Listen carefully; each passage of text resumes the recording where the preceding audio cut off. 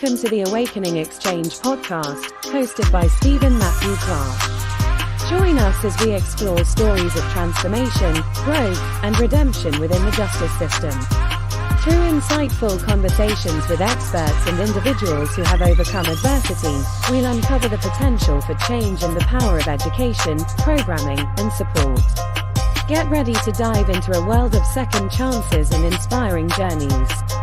This is the Awakening Exchange podcast, transforming from the inside out.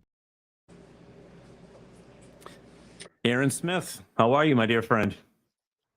Hey, everything's going well. Thanks for having me on, Stephen. Man, I love having you on. It's a gift and an honor. I mean, we've had a few throwdowns, a couple light conversations, but I think tonight's the night, my man. There you go, man. Let's make it happen. Let's make it happen. So just a little bit, I think a good place to start, maybe just introducing you, who you are, how your justice impacted, and maybe the time that you spent in the system. You can, I don't want to force you into anything. You can share whatever you want that led up into your incarceration, how many years you spent there, and how many years you've been out, if that's okay. Yeah, no, absolutely, man. Total transparency. First and foremost, man, I'm a man of God, right? Justice impacted, reentry expert, just through my lived experience and the work that I've been doing since my, coming back out into society. I was sentenced to 12 years in the federal system as a first-time offender back in 2009. Actually, I was indicted in 2006, but I went to prison in 2009. I was released in 2019. So I did almost 10 years, 9 years, 5 months inside the system. I got out February 2019, hit the ground running, as most people would describe it. And it's been a blessing. It's ups and downs, but nevertheless, weathering the storms.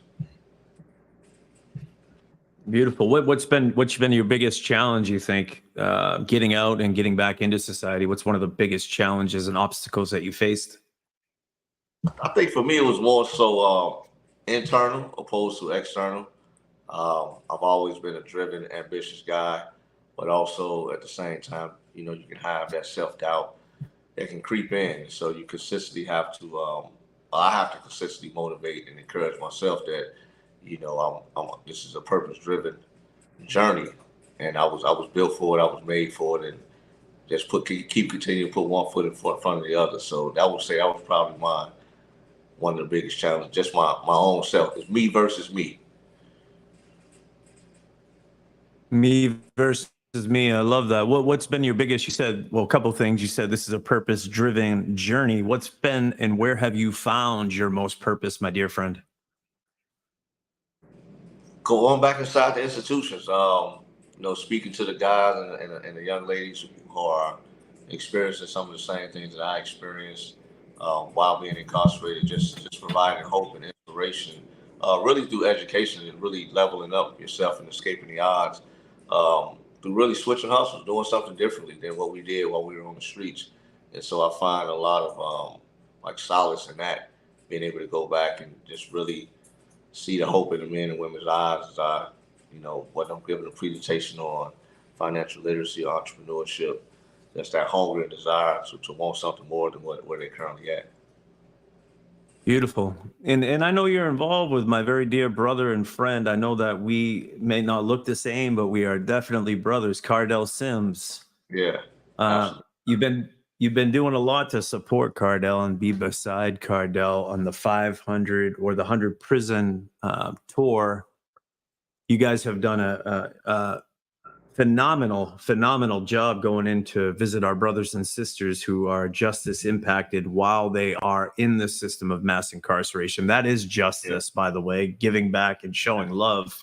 Yeah. What's been your biggest reward and your biggest takeaway from working with Cardell and being on that tour? Yeah, Cardell and I, he reached out to me back in January when he was conceptualizing the whole idea of the reentry tour. And since I have a media company, I already had some success with the podcast and really was transitioning into more getting stories behind with a lens more so than just the audio podcast. Really want to tell stories through film.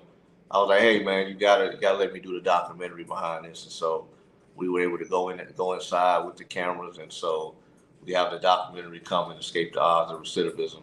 And so that's pretty much telling a story of, is a successful reentry even possible? You know, from the perspective of individuals who are actually detained, but also staff members, other stakeholders within the criminal justice piece. And but it's been wonderful, man. Like, I've learned so much during this time. It's a humbling experience. And I would get people saying that when I was incarcerated, they would say, hey, well, you know, this is doing more for me than it is for, you know, some of you all probably. And it's like, it's really like that. Like, when you're in there, it's breathtaking to even just to go behind the wall. And it's not even a fear of anything that's going to happen. It's like I'm in a place where I'm supposed to be. And so it's been a wonderful experience just being able to see that hope in the men and women's eyes, and knowing that, like, we're a big part of that, and giving them something to look forward to, an example. And I think that's important. And I believe staff and just the system as a whole, they're starting to recognize that our voices hold a tremendous amount of weight. Our voices hold a tremendous justice impacted people, those of us that have the lived experience of going through this system, learning this system, being part of this system.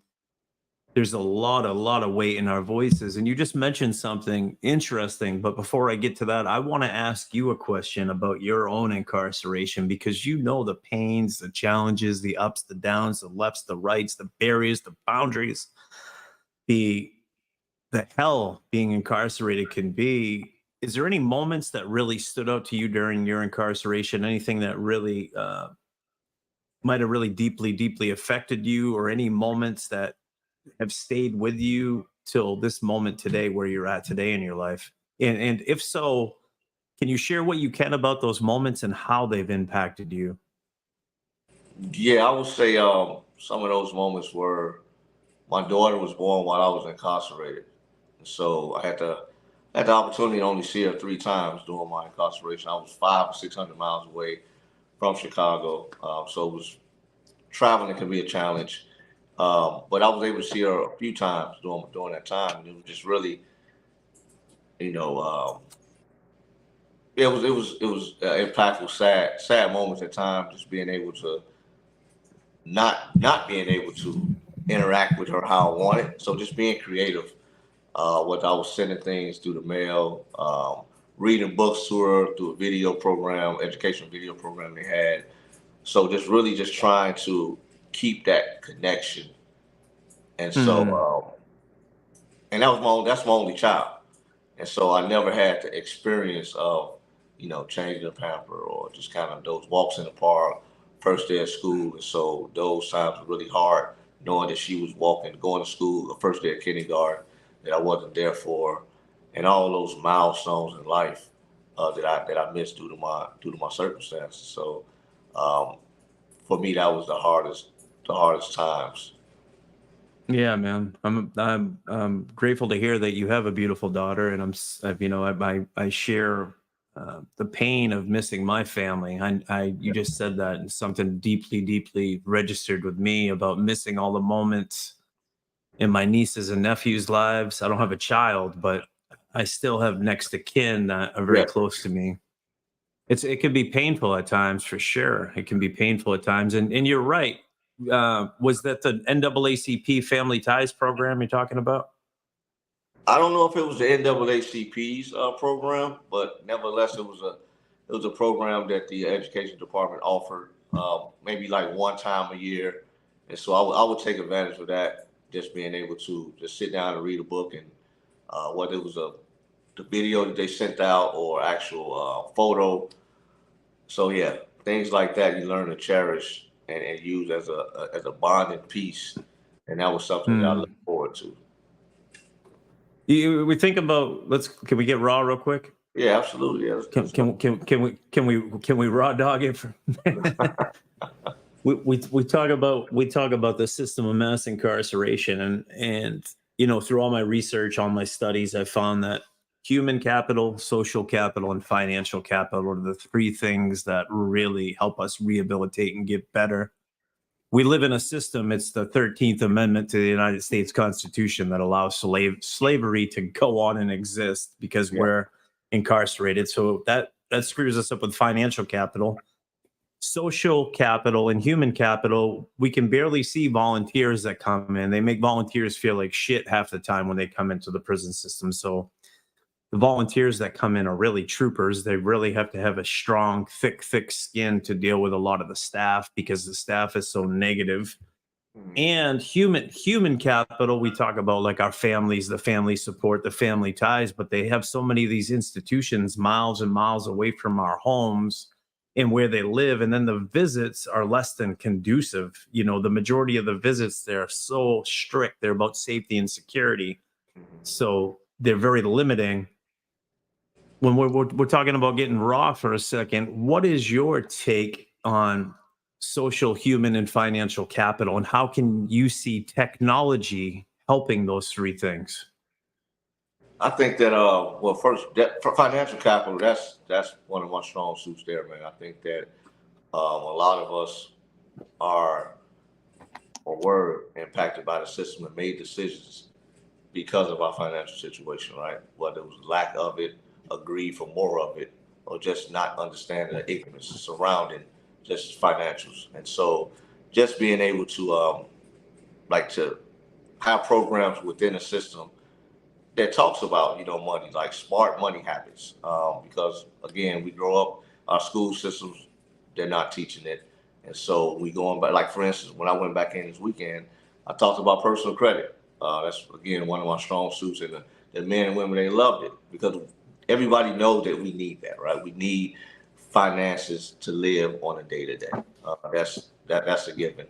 And so that right there is definitely something that should be implemented more behind the wall. And I think hopefully they're getting better and better at that piece of it.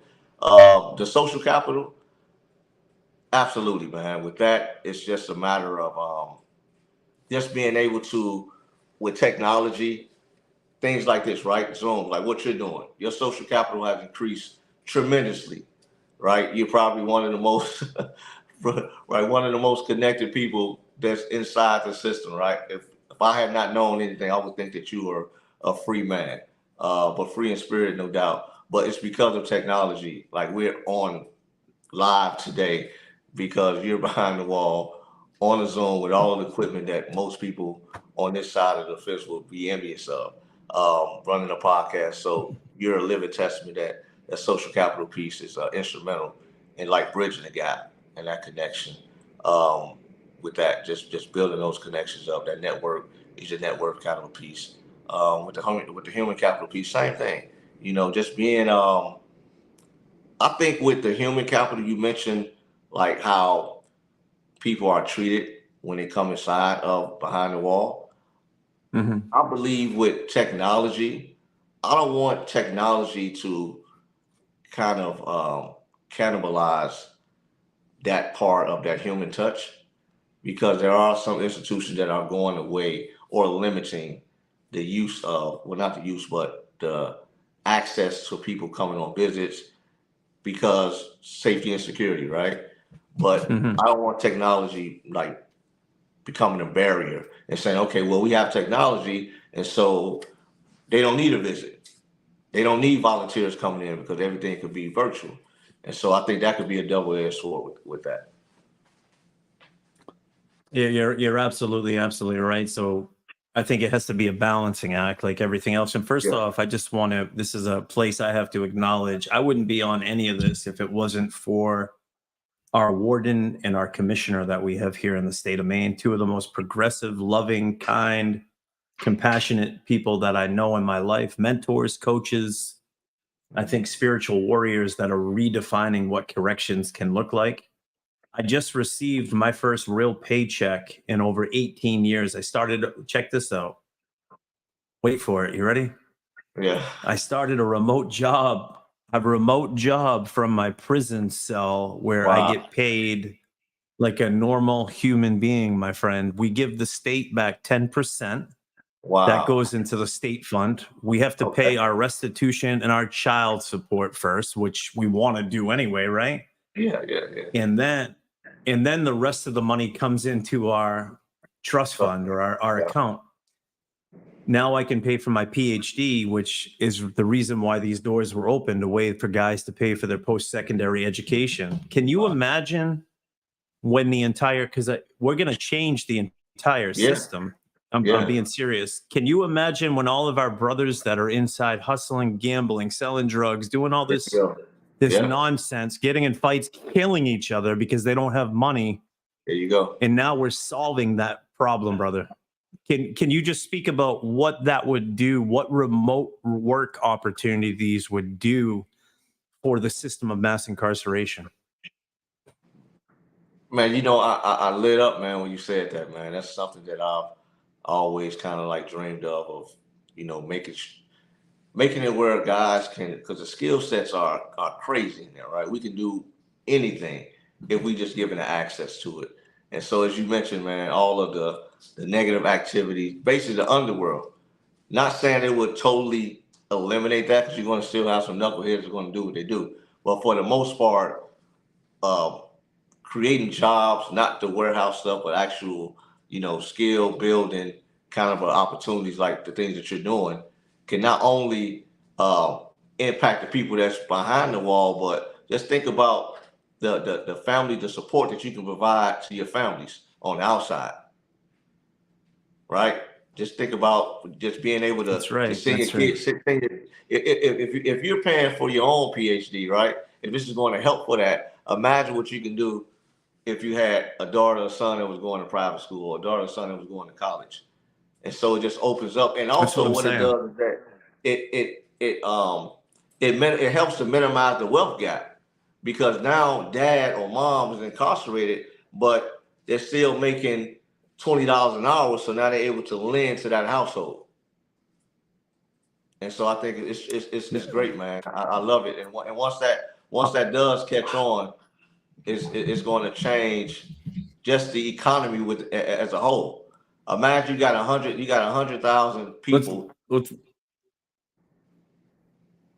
You got, just imagine you have 100,000 people now that's making, let's just throw a round number at it. Let's just say they're making $1,000 a month times 100,000 people. That's a lot of money, man. Right? That's what, about $100 million? That's a lot of money. That's a lot of money. And so that's something that lawmakers should be thinking in the economy. That's right. Yeah, in the economy, because most of those monies are going to be sent outside to the families, and it's a great thing, man. I'm excited to hear about that, and I hope it does catch on across the country. We're hoping that's what my PhD project has turned into. My brother has turned into looking at ways social, human, and financial capital can curb recidivism and help people return home more responsible, better connected, less criminogenic people. That have it's more tied into like the broaden and build theory of positive emotions, hope theory, and dissidence theory, ending crime. And I love what you just said. Imagine how many families would stay together if the person that was incarcerated could support their wife. Women leave men because they need support. I hate to say that, but that's the case. It's not that they don't love their man. They love their man, but they need support. So they leave sometimes just to get that financial support. And you know, I'm not saying that because that's what a woman is, or that's what a woman boils down to. They're queens, but when their man comes in prison, they don't feel like they have love or support because there's nobody helping to hold them down.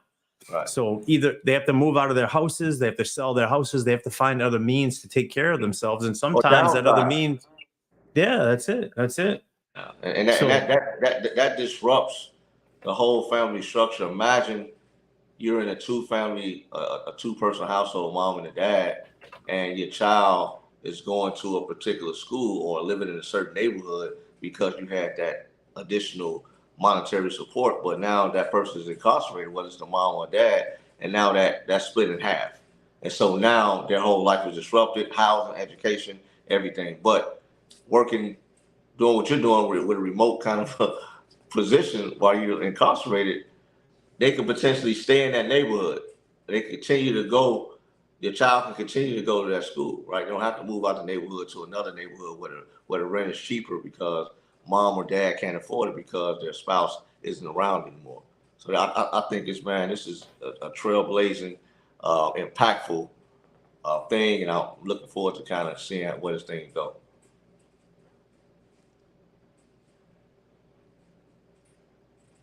I'm with you. I'm with you. I can't imagine the families that this is going to help bring together. Imagine the people that are going to be in Maine. We live in Chicago. I'm looking out your back window there, and I'm just like in awe because I'm like, I live in like a remote area with nothing around. Yeah. So guys get out of the prison up here, they lose their driver's license because they can't pay their child support. So then what do? They drive and then they end up violating probation and they come back into the system. So the other thing I think this is going to resolve is paying for child support. This is going to keep more and more people out of prison. This is going to help people that don't pay their fines. Think about that. They get out with 10, 20, $30,000 of restitution. Yeah. They can't pay that. They already feel the pressures of getting a job, and then they commit more crimes to pay these things. So if people can pay these things while they're in, it's mind blowing, man. We're going to curb recidivism. We're going to change the entire system. And I have to credit that to Warden Magnuson and Commissioner Randy Liberty. These guys are really angels, my friend. Just think about the confidence that it builds up in a person. You're working. It's one thing to work a prison or institution job, right? There's another thing to work a job that you feel is meaningful and it's remote work, working with maybe it's a national company or whatever it is, right? And you're getting paid a livable wage. It's not like it's $2 or $3 an hour. You're getting paid a livable wage, and so the confidence within that, it's like, wow, I'm part of society.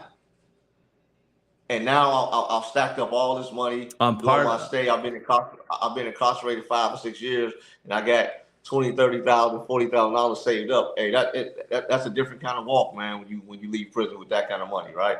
Now you don't have to worry about, okay, I can go buy a car, I can pay my fines, I can put a down payment on not a home, maybe not yet, but you can put a down payment security deposit for a rental property, right? And so that right there will curb recidivism. Just the confidence that one would have behind that. Just the confidence, my dude. Just the confidence. You're absolutely right. And I foresee people getting out being able to buy it, because you think about it, to get out, you need at least $20,000 to $30,000 to be successful. My friend Sean Libby brought it up the other day. The average person leaves prison with $13,000 in debt. So, man, oh man, you walk out with a $13,000, you're in a $13,000 deficit. You're not ahead of the game. You're feeling the stress, the frustration. A lot of people turn back to criminal activity just to survive. Yeah. So this is ground. You're absolutely right. This is groundbreaking stuff. And, I just want to circle back to the work you're doing, because that's groundbreaking as well. You've got out of prison. You're going back into prisons to help these men, show them there's a better way. Yeah. What's been your biggest moment or your most grateful experience being in that situation where you can go back in and give? Man, I had the opportunity to go back to Sandstone Federal Prison, and that's where I spent my time incarcerated. And when I left there in 2019, I remember vividly the guard sarcastically saying, "Hey, don't come back." And I said, "I will, but not in this capacity." And I came back December 20th or 21st, 2022. And I had a chance and see some of the guys that I spent time with. And that was my I made it moment, like to be able to walk back in there. It's like, ironically, like nothing had changed. It had looked the same. It's like life had stood still in that place. But for me, life had moved on. And it was so gratifying just to go back and just talk to some of the guys that I had spent time with on the reentry committee, you know, they're doing their thing from the inside, trying to make change, just preparing to come back out. But Hmm. yeah, it was wonderful, man, magical. You know, there was some tears and all those things, but nevertheless, it was a wonderful moment, man. And I look forward to going back and doing more of that. I never would have thought in a million years that I'll be rushing to go back to a prison, but that there was probably the that moment when I felt like, yeah, I'm doing what I'm supposed to be doing. Man, I love that. I love that for you. I love you got to have that experience. My prayer is one day I too will get to have that similar experience, my brother. I really do. I really, really do. Yeah, Um, you having a Joseph moment right now, man. A Joseph moment in the Bible, man. That's what's going on with you right now, man. it's okay, Joe. Joe, we all need a Joseph moment here and there, don't we? I Yeah, mean, absolutely we right. we He was running the whole situation, man. You know, so you're in a position of leadership, so you're doing your thing. I'm doing the very best with what I have to work with, and Yep. I'm trying to not create ripples. I'm not trying to create jealousy. I'm trying not to create hate and discontent because that's easy to create in these places. Yep. So it's really a balancing act that I have to live each and every day. You know this. I remember. So I remember before COVID, we're up at the Chow Hall, and there's a guy. He went to the weight room and they have dumbbells. They have two sets of 25-pound dumbbells, and 25-pound dumbbells. If you've been in the joint, those are the popular dumbbells. Everybody's grabbing the 25s for shoulders and lat curve. Yeah. Everybody grabs a 25. So some kid walked in not knowing, he picked up the 25s, and the guy walked over. He said, those are my weights. I want you to bring them back. And the dude said, those aren't your weights, they're the prison's weights. And the dude said, I just told you those are my weights, bring them back. The guy just kept working out. So they left. The guy didn't do anything, and you could tell. So I'm sitting there eating chow, and I'll never forget this. The guy that took the weights is setting like two tables over, and guy comes in and grabs the guy in a headlock, and he just starts. And he had a thing in his hand. You know what I'm talking about? Yeah. So we had the thing, and he deranged this. He completely messed up this dude's face over a pair of 25-pound dumbbells, mangled his face. And I knew from that day I said to myself, I'm going to do everything I can to change this system. If we're in here, we're all doing this together. If we're fighting each other and almost killing each other over 25-pound dumbbells, there's got to be a better way. And I need to show my brothers, I need to show others that there is a better way in this place. And that's what I've been trying to do. Is it easy? No. Do people enjoy it? No. We live in a place. I don't know if your prison is like this, but this is like crabs in a bucket. Mhm. People see you doing good, they want to get you back down. People see you thriving and surviving, they want to get you back down. People see you smiling, they want to see you. It's you get in a fist fight in here, you'll have 700 guys come up and tell you what a good job you did. You graduate with 2 bachelor's degrees, your master's degrees, you get umpteen certifications, you start a PhD, you might have 2 guys that come up and say good job. It's such a weird environment, my man. Yeah. And that's what I want to change. I want to pump and breathe hope into this place. And I know that's what you're doing. I know that's what Cardell's doing. Yeah, no, yeah, definitely, man. We going inside of those institutions, initially you have people just kind of wondering like who are these guys, right? They're trying to fill us out. But once they hear our stories and see that we've experienced, incarceration as well, and it's like we're an example, it's a total different vibe after that. It's the guys beginning to open up and kind of talk about some of their dreams and aspirations and things they want to do. And it's wonderful, man, just being able to be a beacon of light in such a dark space. And so it's my purpose. You are a beacon of light. Yeah. You are a beacon of light, my brother. Thank you. Yeah. It's been a blessing, man. So this is my part of my life's work to continue to do, the just giving back and just making sure that I'm provide that hope. Yeah, Donna Rojas just said, "Good work, both of you." You know, Donna Rojas is throwing big shout outs. She was just you Thank just you. Thank visited her state. Yeah, yeah.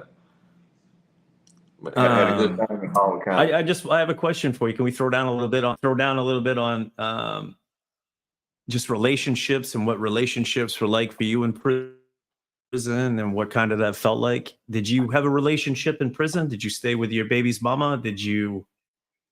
Were you dating? No, Were you writing letters to women? What was going on in man. that realm? Yeah. No, great question, man.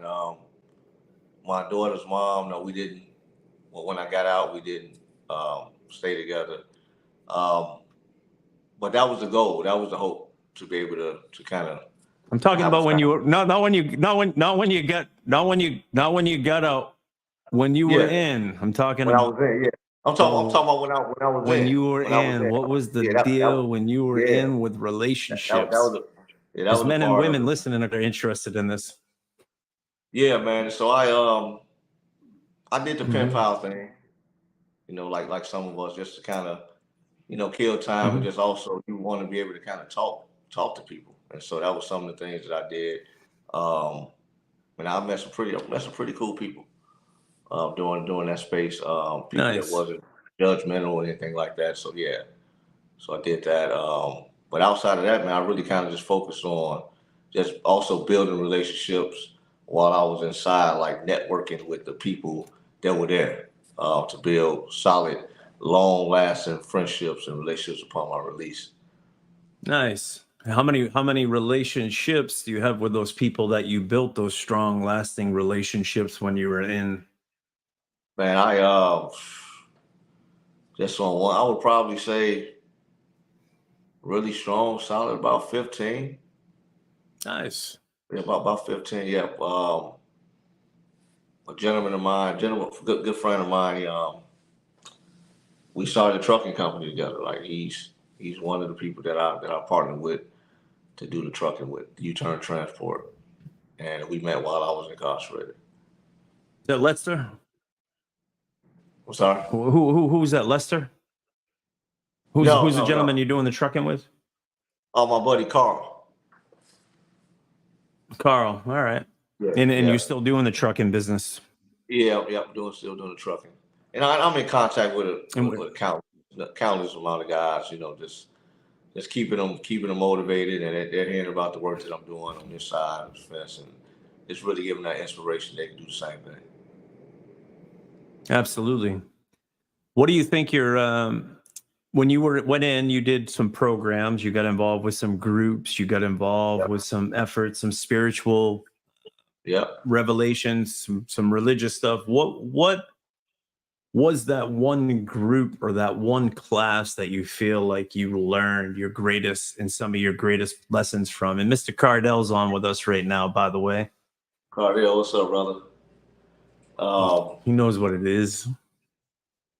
I would say definitely, man, like the Bible studies, man. They were really kind of allowed me to dig deep in myself, and I was around some good Christian cats, man, that kind of taught me the ropes, and so they were really good role models, man. Stand-up guys.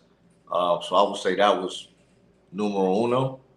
Outside of that was a lot of self-study, man. A lot of financial literacy, just reading the Wall Street Journal every day, reading, the Rich Dad, Poor Dad, and just really re-educating myself on what I knew about like the financial markets as a whole.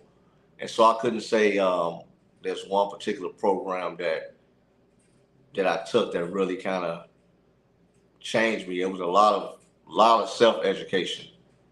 Because prior to my incarceration, I went to college, so I was a learner already. I knew how to learn. I just had to unlearn some things. I had a bachelor's degree in business before I went to prison, and so I just had to kind of recalibrate some things.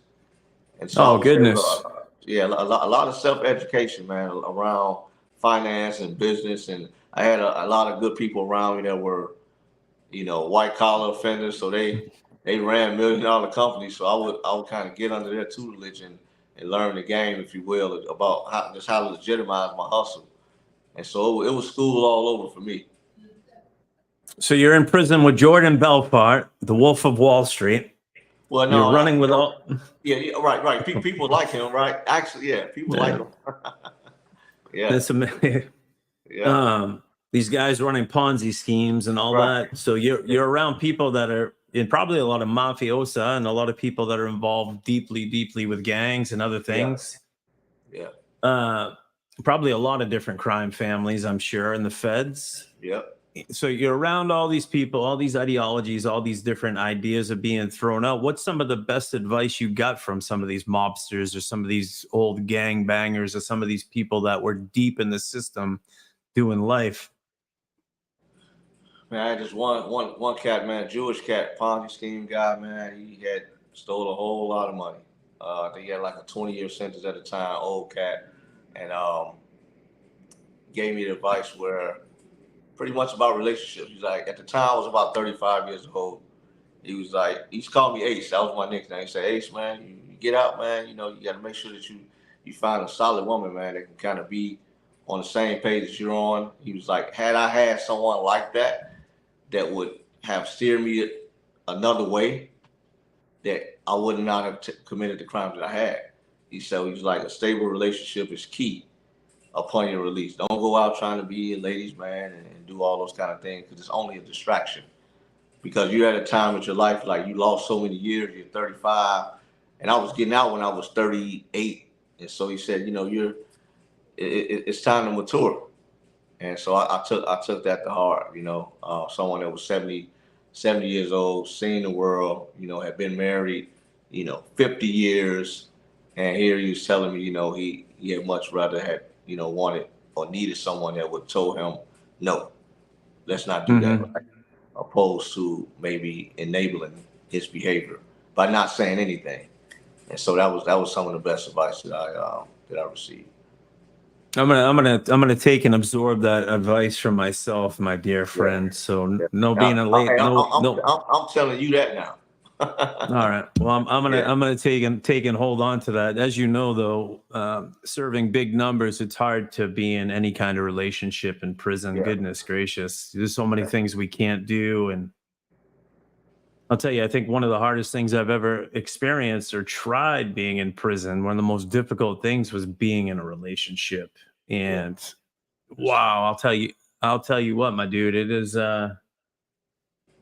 it's a sobering awakening when you realize that there's many different things that you cannot do and many different things that you need to let go of. And I think really being in love or finding romance or true love while you're in prison, I think that's something I've realized I need to let go of and just keep focusing on myself, keep focusing on my brothers, keep focusing on making changes in this place. Because if I start focusing outside of this place, I did it for a couple of years and it ripped me apart. I'll tell you, when things came apart, it came apart heavy for me. And then I realized I have a lot of work. I guess the gift of it, the silver lining, is I realized I had a lot of work to do on myself. Yeah. And you see dudes in here. Dudes are crazy. I don't know about the feds, but you're talking about the writer prisoner thing. I see dudes in here writing like 6 or 7 women. They're writing dudes. They're trying to get money from these people. There's all these little hustles going on. They got women visiting them like every freaking week. I'm like, bro, if you would just focus that time and energy onto your college or onto bettering yourself or vocational training. It's those behaviors that are, I don't want to put a blanket indictment out there, but it's indicative of some of the behaviors that they'll probably continue with upon their release. So you got to keep that in mind. It's like you can't flirt with certain things and kind of, you know, do some of those what seems like little small, insignificant things, because they blow up and now they turn into something else. So you got to be careful when you playing around with. That's right.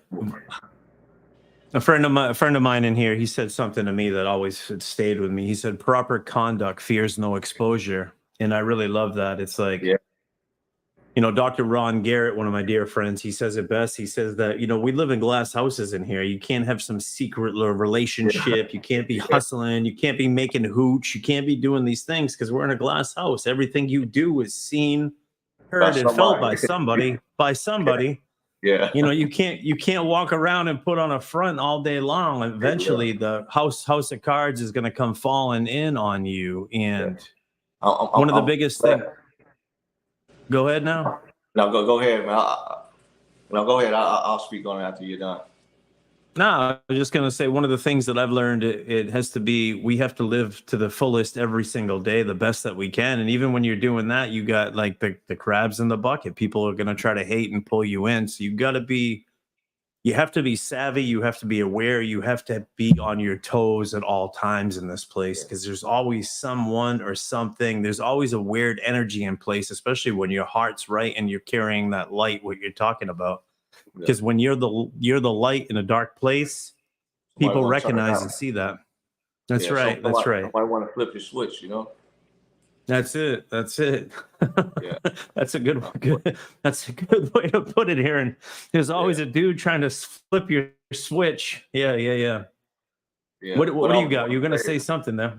Yeah. You mentioned just living in a glass house. And oftentimes I tell people, I was just talking to my wife about it a little while ago. It's like your life is always on display 24 hours out the day. You're always seeing, even when you think, and you find yourself seeing things on accident because you're just sitting down, you may be watching something because every day is a routine. So you see some of the same people doing the same things over and over again every day, and you just become so observant, and you see stuff that you don't even want to see, right? And it's like on accident. And so I say all that to say that 24 hours a day you're being watched, even if it is unintentional. So you have to like walk with that integrity because someone like you who's doing some of the things that you're doing, someone is always quick to point out a small imperfection just to try to blemish your record or throw dirt on your name because you are a light. And so the minute that you do something that out of line, so to speak, see Steven, you know what I mean? So people want to be able to kind of point out your faults in that kind of environment. It's just it's great. So you just always have to be on point and just, as you mentioned, just making sure that your integrity is at an all-time high, that no one can put blame on you for anything. That's right. I don't think any one of us are on a pedestal. We all have our faults. We all have. Yeah. I'm constantly finding something I can work on about myself every single day. Yeah. Goodness gracious, I struggle. I've had some serious struggles. I've had some serious ups and downs. I mean, for the most part, I come across and I am light and I am love and I live. God is in me. I just try to bring love into every single situation that I possibly can. But even with that, it's easy for me to be in here and be like, to look out there at all the things that I want. But really, essentially, all the things that I really want are right here within me. And I love Cardell was just saying that in the chat. I think he just said, if you do those things, they're going to follow you on the outside. You're absolutely right. It's like, I see guys in here all the time. They come in, they don't educate, they don't program. They're in the gym. They look good. I mean, they get in shape. They can do 500 burpees. They're out there running 10 miles, but they get out. They're right back to using, drinking, same crazy women that they were with before, hustling, dealing. And then the conversations, I have to block them out that go out and walk around the track. It's usually the same kind of conversations going on, which is women hustling, making money, things that aren't really important. And the people that I try to surround myself with, you can probably relate to this while you were in, are guys like talking about psychology, philosophy, talking about the awakening. Like, how do we coach each other? How do we help uplift each other? Talking about like Viktor Frankl's Man's Search for Meaning, or talking about Joe Dispenza or the Bible or the Bhagavad Gita or some of the Buddhist scriptures that are out there. The Man's Search for Meaning, that was the first book, one of the first books that I read upon my arrival into the system. And ironically, it was the last book that I read, leaving prison. Yeah. Wow. What's your favorite part of that book, my friend? Man, one of the biggest things I got from that book, man, it's a small, impactful book for those who are listening who hasn't read it. Like it could be a quick read, but it's so impactful. One of the biggest things I got that man can get used to anything, no matter what you're going through. And I really need to hear that and read that when I first read it. I said, okay, I can get through this. If he can get through, if he can get through the Holocaust, I can get through this. And so that was one of the things that kind of really motivated, along with Nelson Mandela, his story as a whole. But Viktor Frankl, man, that was one of the books that I kept, kind of in my in my library. Have you heard the story about Mandela and his hand with the meditation? No, I haven't. So Mandela, I mean, I gotta do some more research on this, but this is what I heard. I heard Mandela would sit and look at his hand for hours, looking at the lines, looking at, all the beautiful structures, every single intricate, beautiful, beautiful piece of his hand he would look at. And when they put him in solitary, they put him in a cell with nobody else around. That's what he would do. He would just focus on his hand and focus on the beautiful, beautiful gift that he's been given, his human body, but his hand, how beautiful it was. And that's something that's always stood out to me. It was like, no matter what condition we're in, no matter what they take away from us, like Viktor Frankl, like Nelson Mandela, like so many others, we always have ourselves and we have what's inside of us. And that's our love for source. That's our love for God. That's our love for each other. And I think it's faith. It's faith, keeping that faith that things are going to change, things are going to get better. And one day, just one day, I keep that faith. I'll be able to jump in the ocean again. I'll be able to hold hands with a woman I love and walk down the beach. I'll be able to have a nice dinner again and eat fresh. I'll be able to hang out with you and Cardell and go into a prison one day and speak the truth. There you go. Yeah. So what was one of the biggest things you held on to when you were in? What was the hand for you in being incarcerated? What was that thing that you relied on, or you dreamt of, or you held into your heart that you looked forward to? Man, it was a couple of things. I call it my freedom packet, if you will. It was the 3 F's, right? It was faith, right? My faith in God. That was number one, right? But when that goes up and down, right?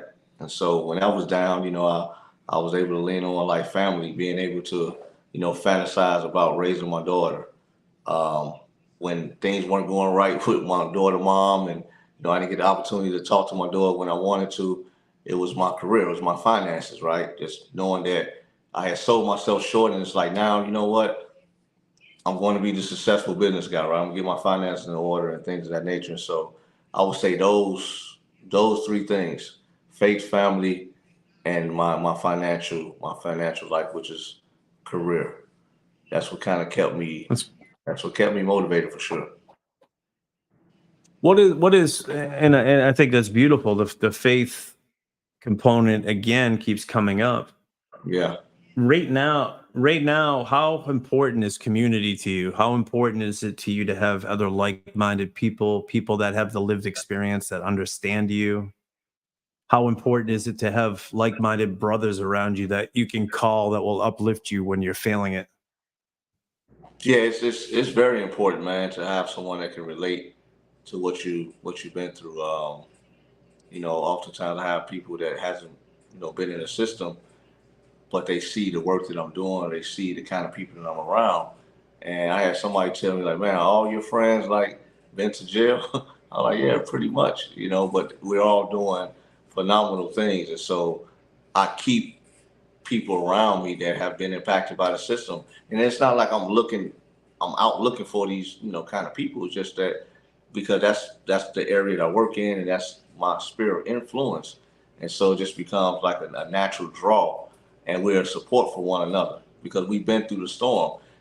It's like I've never been to the Army or the Marines or anything like that. But I would probably liken it to something like that camaraderie, of being in war with someone, or being, you know, in the armed forces with someone. It's like that connection. I see people that I was incarcerated with, and I may not have had a relationship with them while we was incarcerated. Like we probably spoke or something like that, but when we see each other on the outside, it's a different kind of bond. It's like, oh man, hey, could we? It's good to see someone else that been through the struggle and they're doing well, and so we Mhm. tip our hat to each other on that. And so it's very important to kind of have people like that around. That's right. That's right. Imagine if I'll just throw this out. Imagine if there was a space every month that people could come to, Yeah. and we could highlight change champions, and we could have little conversations and breakout rooms, and we could build camaraderie, and we could share love with each other. What kind of, I mean, if there was a space like that, what do you feel like that could do for the, and how could that impact the system of mass incarceration? Well, I think for one, it would show solidarity and unity, amongst brothers and sisters who have, experienced the struggle. But man, I'm a crazy connector, man. I love the network, and it's all about, who you know, and you're one person away from being inside of a room that you probably wouldn't be able to get inside of by yourself. You know what I'm saying? And so having a group of men and women like that, you may know someone I need to know, and you can connect me with that person and vice versa. So the networking possibility just from a a business side can just be astronomical in that one sense. But just having like that, like you mentioned, that love and that community amongst brethren is key. When you feel in a certain kind of way, your brothers are gonna they'll feel you because they've experienced it as well. So we've worked hard to develop the Awakening Exchange, my dear friend, a space where people can come into monthly, space where people can come share love.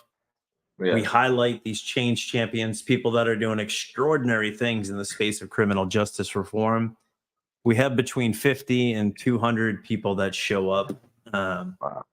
yeah, we'd love for you to be more of an active participant and more of an active member, I guess, in that space, because you have such a promising, powerful story. You have so much love to give. You are another light being that is really doing this work that really brings so much to the table. So we'd love to have you on the 28th. We have an exchange with Bruce Nodden, somebody that's created a reentry program here in Maine that's nothing less than a miracle, the way he's put it together. Um, but the conversations that take place in these exchanges, the connections that are made, are prudent, I believe, for healing the system of mass incarceration, because like you said, it takes us all coming together. Mhm. No, So I it'd be good. definitely look forward. Point being, it'd be good to have you. It'd be good to Oh get you on yeah, board with us, my friend. yeah. No, I accept the invite most definitely. So let's do a little shout out. Let's do a little shout out now for you and your podcast, Escaping the Odds. You want to share a little Yeah, bit about the podcast and what the podcast yeah. is about? Yeah, Escaping the Odds, man, was conceptualized in 2015. I was in federal prison and just thought it would be a great idea to be able to highlight um, men and women who were like successful entrepreneurs upon their release. And that was the road that I was going down. I felt like it'd be a great way to network, but also kind of change the narrative too. And so I kicked that off, man, 70 plus episodes in. Um, 3 seasons. I'm transitioning now into the documentary that I produce. It's in post production right now, called "Escape the Odds of Recidivism," a full feature film documentary. Is going to be great, man. We're answering the question: is a successful reentry possible? And part of that is showcasing, the tour, going in talking to the men, but there's a lot of it that's outside of jail as well. Just talking to different stakeholders and practitioners in the space of reentry. And it's going to be super Oh, dope, man. It's really really powerful, man. I think it's going to stand the test of time. And so looking forward to that completion end of this year or very early 2024. So definitely be on the lookout for that there. So just working on that and just completed some books. Got some workbooks on financial literacy, entrepreneurship. Just trying to being able to continue to educate outside of going inside the institutions, but being able to leave something with the men and women that they can kind of work on themselves from financial and just career kind of opportunities with the workbooks and the books. So it's amazing. So we had Cardell with the visioning boards, the changing your positive mindset, looking at things a little bit differently, the goal setting, and we got you with the financial literacy coming in. We get the whole kit and caboodle, don't we? Yeah, we got the dream. We get that's them locking my door. I'm sorry. It's count time. I didn't hear because I got these in, but I just wanted to say this is like the A-Team. I'm serious. The A-Team song comes to my head right now when you're talking about this. Is like the re-entry dream team, really. Yeah, and we're trying to get into more. I love this. No, I'm just saying, man. We're just trying to get into more and more institutions, man. Everywhere we go, they love us. I'm not just saying that they really rocking with us, staff and participants as well. And so it's been a lot of great impact. So we just want to kind of keep that momentum going, And so looking forward to just doing more of it. Amazing. Circle back real quick to the podcast. I have up on the screen www.escapingtheodds.com. Is that how people find your podcast? And when will be your next podcast? Like again, the podcast I got 3 seasons on there. So it's on hold, but they can go back and listen to all 70 plus almost about 70 episodes of it. So it's available on Apple Podcast, Spotify, iHeartRadio, anywhere you can find a podcast. So make sure if you're gonna check it out to review it, so it can kind of raise up on that Apple iTunes podcast or. Amazing. You know what I feel like? I feel like, there is a dream team out there. It's a reentry dream team, and they're all part of the Awakening Exchange. I feel like, one of these days you're going to be walking down the road. Well, you're going to be walking down the road, and everything's going to be like, you're just going to see like rainbows and butterflies and all the stuff that you see on a daily basis. And all of a sudden there's going to be a black van that pulls up behind you. The door is going to open. It's going to be like Will Ferrell. Remember from Old School? You're going to have Will Ferrell and this old guy jumping out, running after you. And they're going to throw you in the van, and they're going to say, you have to come to the Awakening Exchange, Aaron. Yeah. Hey, man, they won't have to kidnap me, man. I'm gonna come voluntarily. All right, Cardell's in the chat room saying he's been trying to get you over there for a long time. Enough's enough. Right. No, it's all good. I'll be there. I'll be there on the 28th, man, for sure. I love it. If you had a message, I mean, we're wrapping up here. If you had a message to share, if there was somebody listening to this today and somebody that needed to hear a message, what would your message be for somebody that's listening in about criminal justice reform, prison reform, and what we need to help heal this system that we call corrections? Yeah, we need it's more than one voice. We need people in leadership positions, right? The legislators, the managers, of some of these, Fortune 500 companies, the housing providers, every piece of the wheel that can provide, that successful reentry to someone to kind of to stand up, to stand up and be leaders within the space and kind of go against the status quo. At the end of the day, we all make some kind of mistake, and some of us just got caught for it. And so just making sure that we're providing, treating us like citizens. Like we hear the term returning citizen, and I don't agree with that term because we aren't citizens fully. upon our release because we're still suffering through, permanent punishment. And so just the people leaderships that's in play, whether you're in housing, whether you're, in education, all institutions can kind of stand up and kind of be accounted for and it's that social responsibility to be able to give a lending hand to your fellow man, especially men and women who's coming back from incarceration. We're starting off in a negative upon our release. And so it's nothing like a hand up opposed to a handout. And so that's what I'm asking for. Just another chance. It may be the third chance. It may not always be a second chance. Maybe the fourth or fifth chance, but nevertheless a chance.